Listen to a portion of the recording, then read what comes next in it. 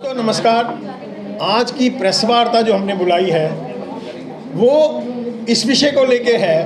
एक विषय तो ये है कि जो सुप्रीम कोर्ट ऑफ इंडिया में पिछले 10 साल में चौथी बार कश्मीरी हिंदू समाज जो जीनोसाइड का विक्टिम है उसके द्वारा दी गई जो अपील्स हैं, जो रिट्स हैं, उनको खारिज किया है, उसको लेके है एक बात।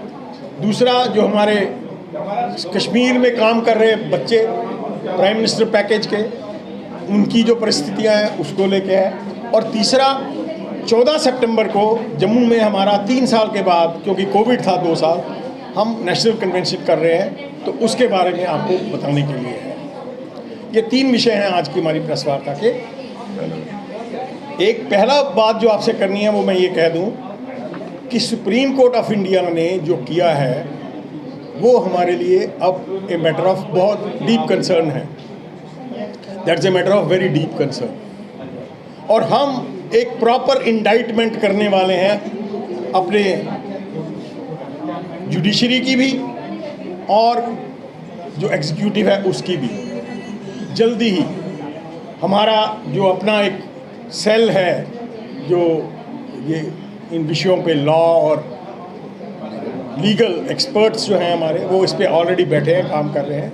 लेकिन 2 बातें उसके बारे में मैं बता दूं। ऐसा नहीं है कि सुप्रीम कोर्ट को ये संज्ञान नहीं है कि हमने कितनी बार एग्जीक्यूटिव के साथ पिछले 32 सालों में इस बात को किया है। मैं कहूँगा अगर लाखों रिप्रेजेंटेशंस नहीं हैं अलग अलग फोरम्स की तरफ से, तो कम से कम हज़ारों और सैकड़ों तो हैं, डेफिनेटली हैं।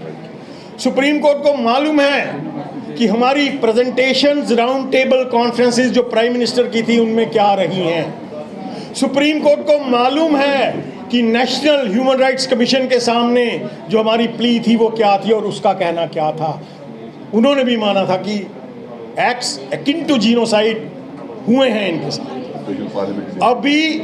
अभी रिसेंटली 1.5-2 साल पहले जब JKLF पे बैन लगाया गया तो इंडिया के जो फॉरेन सेक्रेटरी थे, उन्होंने होम सेक्रेटरी थे, उन्होंने ये बात कही कि JKLF पे बैन इसलिए हो रहा है क्योंकि JKLF ने हिंदुओं का नरसंहार किया है कश्मीर में।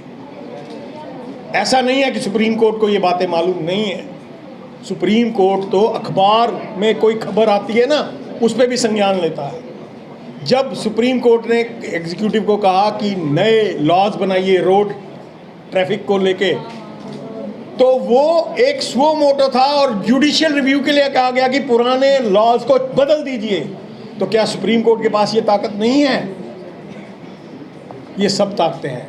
लेकिन आज विवश हो गए हम ये मानने पे कि चाहे सुप्रीम कोर्ट ऑफ इंडिया है, चाहे वो देश का सत्ताधारी पक्ष है, एग्जीक्यूटिव है, वो खुद इस देश के शासक नहीं है। वो प्रजातांत्रिक प्रणाली में इस देश के नागरिकों की जो मंतव्य हैं, जो उनकी आकांक्षाएं हैं, वो उसमें भी पूरा नहीं उतरते, क्योंकि वो एक इकोसिस्टम के तहत काम कर रहे हैं। जो इकोसिस्टम भारत में उन फोर्सेस ने, जिनको हम इंपीरियलिस्टिक और जिहादी फोर्सेस कहते हैं, ये उनके द्वारा लाया गया एक इकोसिस्टम है जिसमें वो काम कर रहे हैं। कोई सोचेगा भारत सरकार की इस पे संज्ञान हिंदुस्तान का समाज नहीं लेगा, भारत के नागरिक नहीं लेंगे, तो वो गलतफहमी में है, मुगालते में है। ये देश आज वो पुराना 70 साल पुराना देश नहीं है।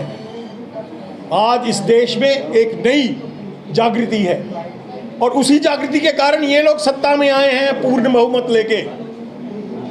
आज हम इनको इंडाइटमेंट करेंगे, शीघ्र करेंगे, इसमें हम समय नहीं लगाएंगे। पहली बात तो ये है। दूसरी बात रही जो हमारे बच्चे वहाँ हैं, कुलदीप जी बात।